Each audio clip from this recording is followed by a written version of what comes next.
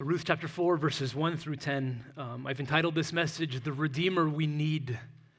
The Redeemer that we need, the Redeemer that we've just sung of. Life throws us so many curveballs, doesn't it? I mean, even this week we're reminded of it. And we were often tempted to ask, why, God? Why? Why do you allow these things to happen? Couldn't your will be accomplished without this happening? Or what is your purpose in this? And so often we want to ask, why? God, why? But the answer to the question, why, is not given to us, at least not immediately. Instead, God calls us to wait, to trust Him, to not borrow tomorrow's troubles, but to be faithful to Him in the here and now and what God has put in front of us today. To trust Him. And this is what He's called Ruth and Naomi and Boaz to do, as this very unexpected curveball has come to them. And we noted last week, just when we were expecting the fairy tale ending, as it were, and they lived happily ever after, Boaz remembers there is another Redeemer who is closer than me. And he says this after he tells Ruth, all that you've asked me, I will do for you. And then he says, there is another Redeemer closer than I am. And if He so chooses to redeem you, marvelously, Boaz says, good. That this itself is the goodwill of the good God. And then Ruth returns home to Naomi and tells her all that's happened, to which Naomi responds, wait. Oh, isn't that the hardest thing to do? To wait. Wait, my daughter. This man will not rest until he's settled this matter this morning. And in fact, we see this in chapter 3, verse 13. Boaz himself has told Ruth, remain tonight, and in the morning, if he will redeem you, good, let him do it. Boaz is going to wake up first thing in the morning and settle this matter. But then we ask, why? Why, God? Why did you put this curveball, this wrinkle, this obstacle before these people that we love so much, that we've grown to love? Ruth, Naomi, Boaz. When we find out that there's another Redeemer, we're already predisposed to not liking him, right? Like, wait a second. I like Boaz. I like Ruth. It seems like they've been fit for each other. Who's this other dude, right? But why? Why wasn't Boaz first in line? Well, the answer to that question comes to us in chapter 4, verses 1 through 10. And we're introduced to this other Redeemer in verses 1 through 8. And I've entitled this first point, the nameless Redeemer. Verses 1 through 8, the nameless Redeemer. He is as mysterious as his name, which is not given to us. Verse 1. Now Boaz had gone up to the gate and sat down there. You know, the gate is the place where official business is transacted and certified. Boaz goes up to the gate and sits down. The idea of sitting down is he is there to accomplish business. In fact, if you read these first couple verses, this phrase, sat down or sit down, is repeated again and again. So Boaz goes to the gate, sits down. He wants to conduct business. This is first thing in the morning. Then you notice what the author says next.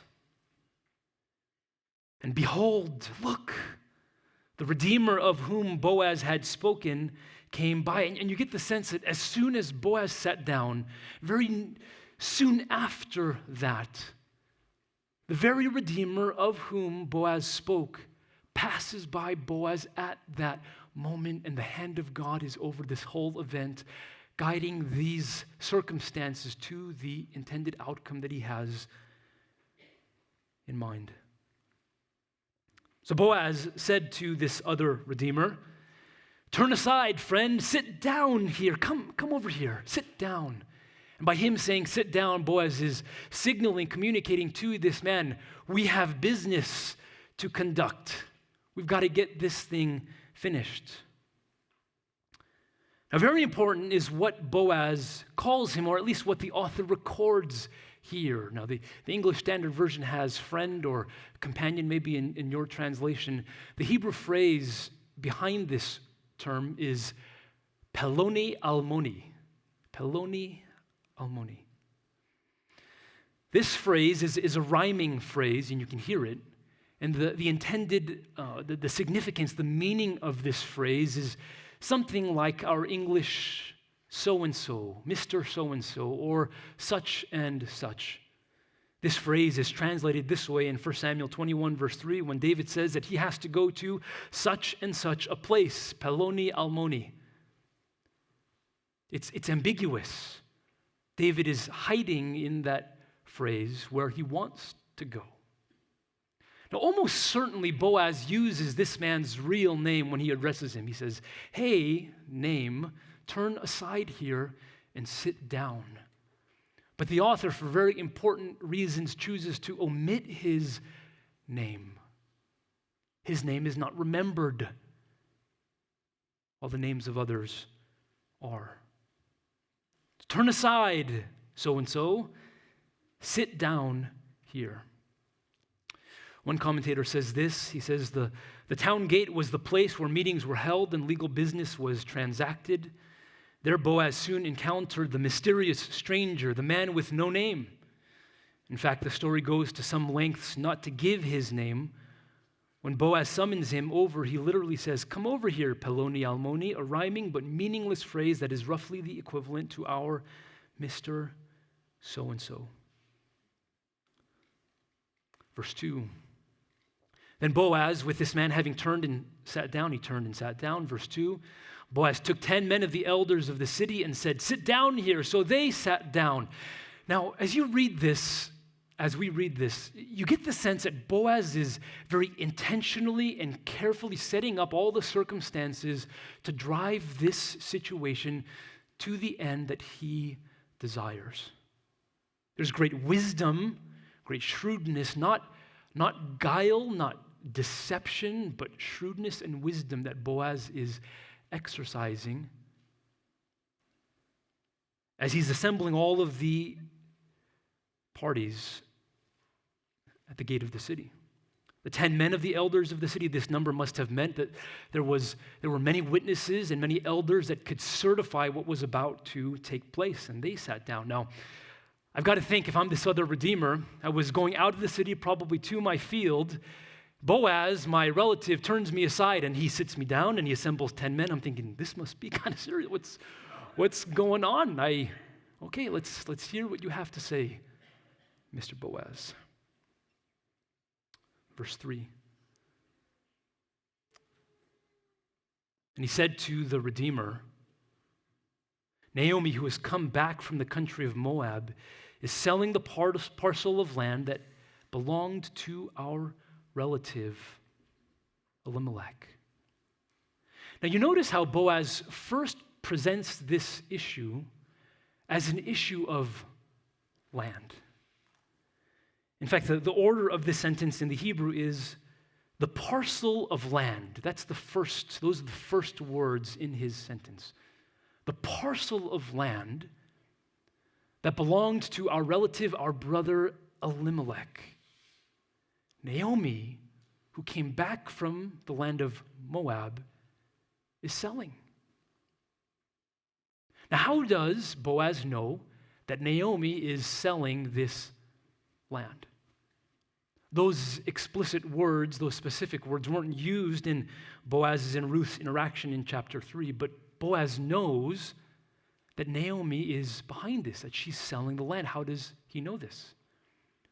When Ruth goes to Boaz and says, "Redeem me, you are a redeemer, spread your garment over me, for you are a redeemer," when she uses the language of redemption, Boaz knows that what Ruth is asking is for Boaz, as a close relative, as a redeemer, not only to take in Ruth as his wife, but to acquire all of the family's estate, to function as a redeemer, and to purchase what belonged to Elimelech and Mahlon and Chilion, now under the care and trust of Naomi. So he knows that when Ruth asks for redemption, Naomi is behind this request. She would have had to assent to it as the widow of Elimelech. So he says to this man, Naomi is selling the land. Then in verse 4, so I thought I would tell you of it and say, buy it in the presence of those sitting here and in the presence of the elders of my people. If you will redeem it, redeem it. But if you will not, tell me that I may know, for there is no one besides you to redeem it, and I come after you. Now we know why Boaz has assembled all the elders and the witnesses. He's telling this man, you can get this thing signed, sealed, delivered right now. In this moment, this morning, you can go home with a claim on the land that belongs to Naomi and that did belong to Elimelech. And very importantly, Boaz urges him even to buy it. You see that in verse 4, buy it. If you will redeem it, redeem it. But then he says, but if you will not, tell me, that I may know, for there is no one besides you to redeem it, and I come after you. So Boaz encourages this man to redeem the land, but then he also informs him that Boaz comes after this man. He's second in line. There's no one else in front of them. And if this man is unwilling to redeem the land, then Boaz is eager to do so. Now, you know, in sales, there's nothing that quite drives a deal so quickly as another interested buyer that is just waiting in the wings to pounce if you are not willing to buy this. Now, I remember when Laura and I, when we were engaged, we were looking at apartments to move into after we got married, and I still remember the address of the place, apartment number 17. We looked at that apartment, and the property manager showed us around. We liked it. It was just maybe 5-7 minutes from our church. It was at a price we could afford. It was clean. It's the first time I'd ever rented an apartment before. I don't know what I'm doing. So she shows us the apartment, and she says, what do you think? I said, well, we like it, but I know we need some time to think about this and talk about this, without you here kind of thing. I remember, I never forget what she said. She goes, okay, but I have other people coming later today to look at the apartment. And if you don't claim this, I can't do anything to hold this apartment for you. If they put a deposit down on it, they have first dibs if you don't put a deposit down. Now, what do you think we did? We said, we will take it. And that was a good decision. We liked it. We lived there for a couple of years, and then we moved to a 2-bedroom apartment in the same complex. We lived there. Our first 3 kids were born in that apartment complex. Now that worked like a charm. And Boaz is informing this man that he's interested and ready to buy this piece of property. Works like a charm. But you're kind of thinking, wait, Boaz, don't you want it to work the other way? Notice what the man says at the end of verse 4. He said, I will redeem it. Boom, I'm on it. I got it. I want this to be mine. Now, why was the Redeemer so interested? There's one Old Testament passage that illuminates what's happening here. This is in Numbers 27, verses 8 through 11. Let me just turn you back there. Numbers 27, verses 8 through 11.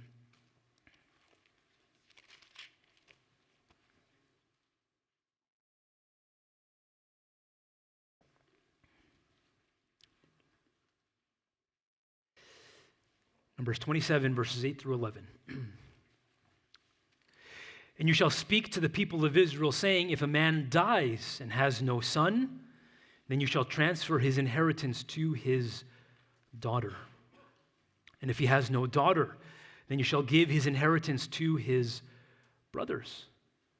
And if he has no brothers, then you shall give his inheritance to his father's brothers. And if his father has no brothers, then you shall give his inheritance to the nearest kinsman of his clan, and he shall possess it. And it shall be for the people of Israel a statute and rule, as the Lord commanded Moses. Now, something to understand about Israel is you couldn't become a landowner that just swallowed up land and say took over a third of the promised land. You remember when Israel went into the promised land at the end of the book of Joshua, the land was very carefully divided amongst the tribes and amongst the clans that were in the tribes. And God, in his great wisdom, put in the year of Jubilee in the nation of Israel. So say I, by my poor decisions, lost the land and had to sell it because I put my family in great debt, I would not impoverish the generations that were to come that were my descendants. Every 50 years there was a year of Jubilee when the land that originally was mine, that I sold, in a sense, would come back to my family and my descendants so that the future descendants wouldn't suffer for my poor decisions. There was great equity, if I could put it that way, that in the nation of Israel, while still people took on the consequences of both good and bad decisions that they made. Tremendous wisdom that God had put into the nation of Israel and how it was set up. But what would happen if someone had land and then they died and they had no sons and no daughters, even that person had no brothers? What would happen to the land that was theirs, that was supposed to be passed on to their descendants? God tells the people of Israel here that this land was to go to the nearest kin. And then they would take on this land, and that land would get passed on as part of their inheritance to their children. But you understand that these kinds of opportunities rarely came up. To add land to your own holdings that you then could pass on, and it wouldn't go back to the original owners in the year of Jubilee, and you could pass that land on to your descendants, and they to their descendants. This was a very rare opportunity, which would explain why this man immediately, without thinking about it, says, I will redeem it. I'll pay whatever price I need to acquire this land. And again, we're left wondering, Boaz, time out, what are you doing? Didn't this just backfire? Now, I believe that Boaz is exerting great wisdom here, and even how he presents this issue to this man. So back to Ruth chapter 3, or chapter 4, in verse 5. And here, Boaz then adds this disclaimer. He says, Boaz said, and you notice these first two words, the day you buy the field from the hand of Naomi, you also acquire Ruth the Moabite, the widow of the dead, in order to perpetuate the name of the dead in his inheritance. Now, one thing to note, I think what's, at least during the time of the judges, what's being told us here is that if a man died and his wife was still alive, at least in the time of the judges, the widow of the man who died would hold on to the land until her death. But here Naomi is selling it prior to her death.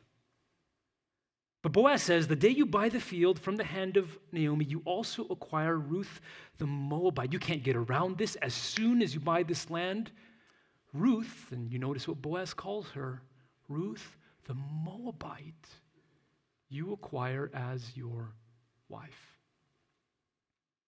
Now, it could be that Boaz uses this title for Ruth, the Moabite.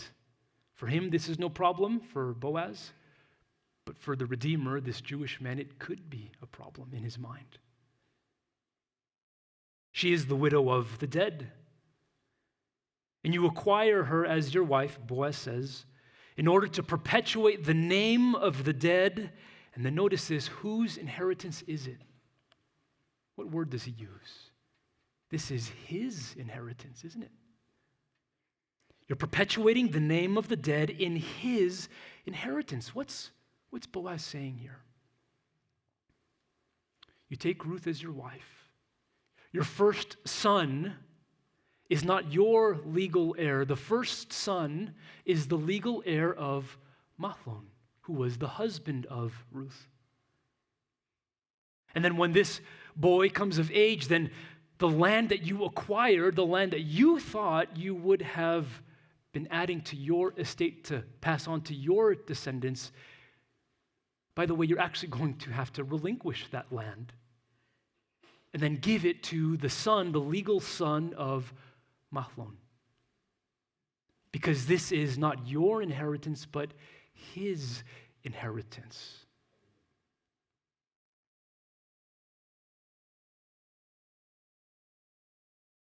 Now, there's one passage that illuminates what's happening here in Deuteronomy chapter 25. Let me turn you back there. Deuteronomy 25, verses 5 through 6.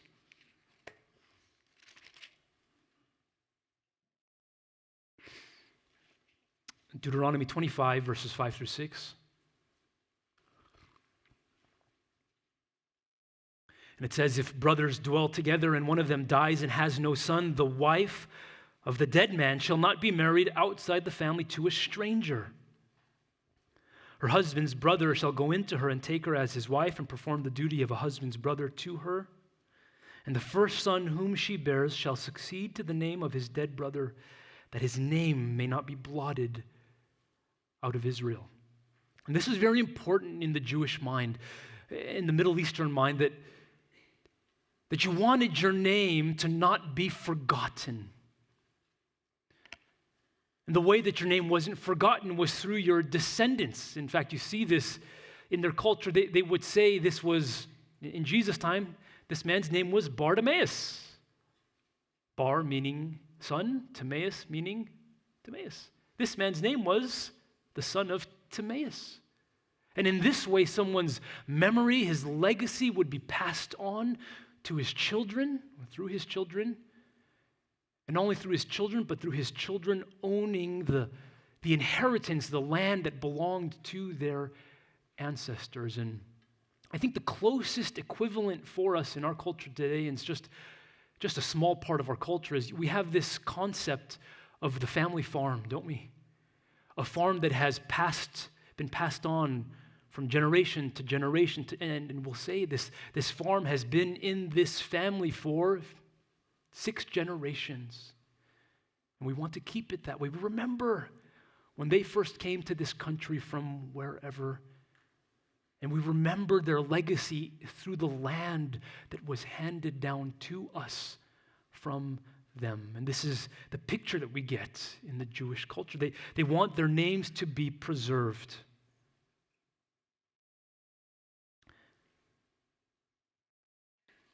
Now, this is an entirely different calculation for the Redeemer, this other man. Instead of adding to his estate, this would be a net loss to his estate. Because he would have to buy this land, possibly liquidate some of his assets to buy this land that belonged to Naomi. And then once he got this land wouldn't stay in his possession or in the possession of his legal descendants, but it would then go out of his possession to the legal descendant of Mahlon. So then the money that he would have used to purchase this land, he would then not be able to give that money to his descendants, and he would thus impair his own inheritance. Now just one other note here for Boaz.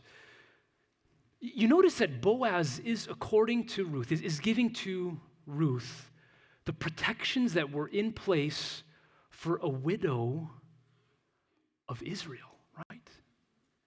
That this protection was put in place to protect the helpless and the widows, the Jewish widows of Israel. But here is this Moabitess who's come from a faraway country who now wants to associate with the people of God. And in a sense, Boaz is saying the protections that are in the law for the widows of Israel now belong to Ruth, the Moabitess. But then we also understand the predicament that Naomi and Ruth were in. They needed redemption for someone to care for them, to take them in, to buy back what belonged to them so that they could be cared for as widows in the land of Israel. But these dynamics here prevent very big obstacles to their redemption. Someone had to redeem them not out of self-interest, out of a desire to add to their estate, but out of compassion and self-sacrifice and a willingness to give up much to care for those who were in need. Now, if it was just Naomi who had come back from Moab, it would be an entirely different equation. Naomi couldn't bear children anymore. This is what she told her daughters-in-law in chapter 1, which means that whoever redeemed Naomi would not have to pass on that land to Elimelech's descendants because she was unable to bear children. But Ruth changes the equation because in her return, in her coming to Israel, she is of still childbearing age. And someone was obligated to take her in, to marry her, and then raise up a descendant for the dead. They were in great need. Now, this is too much, the reality here. And again, Boaz is not presenting this with guile or deception. This is the reality of the matter. But the economic loss presented here is too much for this other redeemer. And in verse 6, then the redeemer says, and you notice here, not just the man, but in verse 6, the redeemer, this man was able to do this. Able to do it,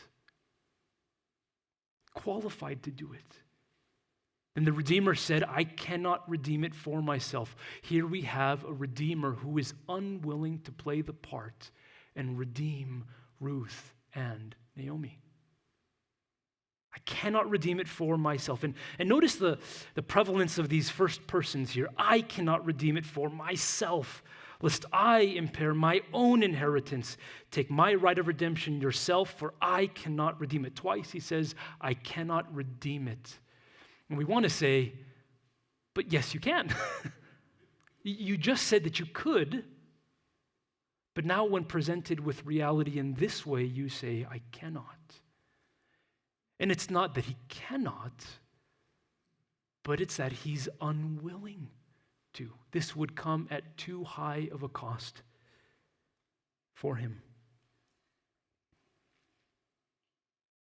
So this man says to Boaz, take my right of redemption yourself. Now I believe we understand why Boaz initially put pressure, which seemed to work in the wrong direction, by Boaz saying, I'm ready to do this if you're unwilling to.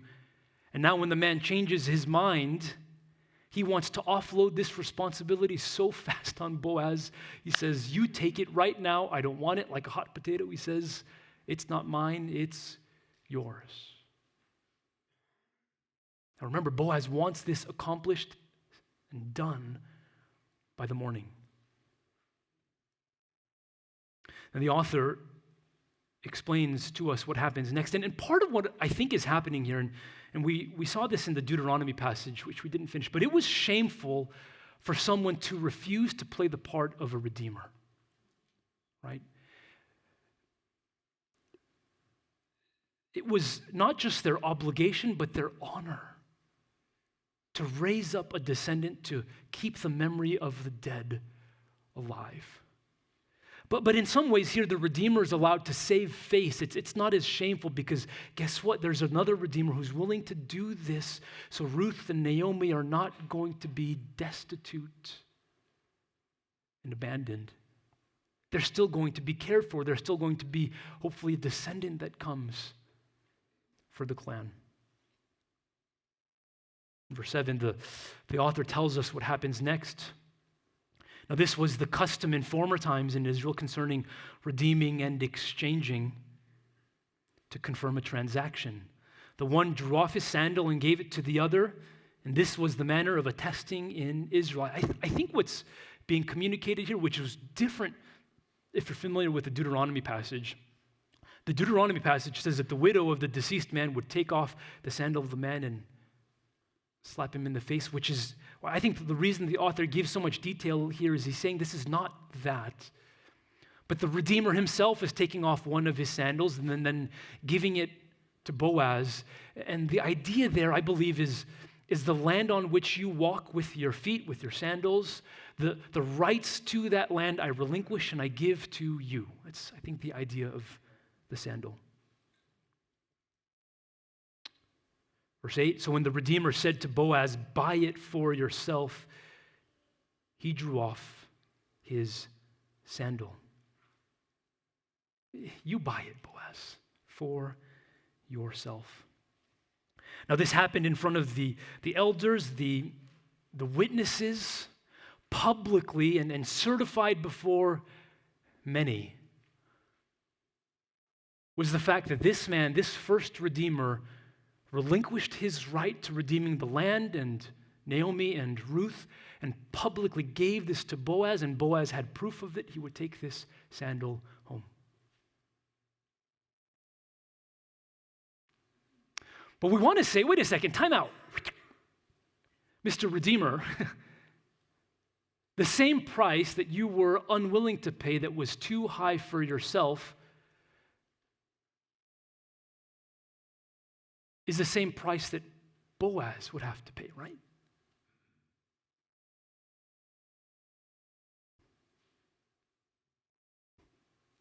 You're not okay with you taking on this great sacrifice, but you're willing, even wanting for someone else to take on that same price. And then I think in this, the answer to the question of why is answered. God, why did you put this other Redeemer here, first in line before Boaz? The function that this other Redeemer plays in this story is to highlight the great price that Boaz himself was willing to pay at great cost to himself to redeem Ruth and Naomi, the price that the other Redeemer was unwilling to pay. You have the able and unwilling Redeemer contrasted with the able and willing Redeemer. This other man plays the foil, much in the same way that Orpah plays to Ruth. Orpah returns to her home country and to her gods. And Ruth decides to go with Naomi. And so this other man refuses to redeem Ruth and the land, while Boaz is willing to. So then we see in verses 9 through 10 the Redeemer we need. We've seen the nameless Redeemer in verses 1 through 8. And then we see in verses 9 through 10 the Redeemer that we need. And Boaz said to the elders and all the people, you are witnesses this day that I have bought from the hand of Naomi all that belonged to Elimelech and all that belonged to Chilion and all to Mahlon. The land that was in their family, to all the men of this family, I have acquired, I have purchased from the hand of Naomi. There is no more land. There are no more claims to this land. But then in verse 10, we see that Boaz wasn't doing this out of self-interest to increase his holdings. What does he say in verse 10? Also, Ruth the Moabite. And you notice he calls her by the same title. What could have been, we don't know this for sure, but what could have been a stumbling block to the other Redeemer is no problem for Boaz. He says, Ruth the Moabite, I take as my wife. She is the widow of Mahlon. And here, for the first time, we're told who was her husband. He says, I've bought to be my wife. Why? To perpetuate the name of the dead in his inheritance. Note, whose inheritance is it? Not Boaz's. but it is the inheritance of the dead, of Mahlon. And Boaz willingly, and he wants to raise up a son to take on the name of the deceased. He says that the name of the dead may not be cut off from among his brothers and from the gate of his native place. The native place here, I think, referring to his hometown, that we would remember him, and that we would remember him through his offspring. You are witnesses, this day. And here I believe we're given the reason why the author was so careful to conceal the name, to not give us the name of the first Redeemer. There's this whole issue of names in this chapter. Who is willing to perpetuate the name of the dead that we might not forget them? Boaz is willing to, and here we are talking about Mr. Boaz 1,400 years later. The first Redeemer was unwilling to perpetuate the name of the dead, and his name is lost to history. I think of what Jesus says, the one who desires to keep his life will lose it, and the one who loses his life for Christ's sake and for the gospel's will find it. So then we see the kind of Redeemer that Ruth needs in Boaz. He's a man who does not see her as a dirty Moabitess, but as a Moabitess who took refuge in the God of Israel. He does not see her as who she was, but who God has made her to be. So he delights to take her as his bride, to love her, to care for her, to give her rest. Boaz doesn't think about what he loses in this transaction. He empties his resources so that he might serve the helpless living. Boaz is not concerned about safeguarding his own inheritance, but he sacrificially gives it up to those who are in need. Boaz is a man of means. He is able to redeem the helpless, and he is willing to do so. So he buys what belongs to them so that they might belong to his family, so that he might have the privilege of caring for them as their Redeemer. He doesn't want the names of the dead to be forgotten forever, so he does what he must to preserve their names. He pays a great price to redeem them. Now you might be asking, you should be asking, who are you talking about? About Boaz or Christ? And the answer, of course, is yes, right? Yes. And don't you see here a picture of the gospel that God put within the system of the Old Testament, in this whole concept of the kinsman redeemer, and in this account of Boaz redeeming Ruth and Naomi? Consider Jesus, who took a bride given to him by his father, a bride with an adulterous past, spiritually adulterous, but who had taken refuge in God, and God had made her new. Jesus emptied himself of the riches of heaven to serve us. He didn't think about what he was losing, but what we needed to be redeemed and restored. And what did we need? We needed for Jesus to become one of us, part of our family, a bona fide member of the human race, to restore us. Jesus did not want the names of the spiritually dead to be forgotten forever, but he died for those dead in their trespasses and sins to make us alive, so that our names, our lives would go on into eternity. Jesus is the greatest man of means, and he was able and willing to redeem us. where this first Redeemer recanted his right to redemption, Jesus, in Gethsemane and before witnesses, said, I will redeem my people. And he made the great confession and went to the cross to pay the price for our sins. And we're not just forgiven, Jesus has chosen to share his inheritance with us. Unlike this first Redeemer who said, I can't do this because I'm going to impair my own inheritance, Jesus has said, let my inheritance be theirs. And let me share what belongs to me with all the people whom I will redeem.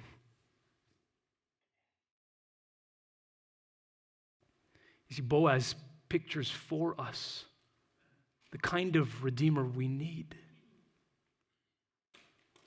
Now, to paraphrase the words of Jesus, Jesus said, the Queen of Sheba came from the ends of the earth to hear the wisdom of Solomon. To paraphrase that, Ruth came to be redeemed by Boaz. But behold, someone greater than Boaz is here. And would we go to him like Ruth went to Boaz and said, redeem me? Cast your garment over me, take me in, pay the price that must be paid for you to take me in. And these are the very words that we cry out to Jesus, take me in. And he willingly and gladly paid the price to take us in. What a Redeemer. Let's pray.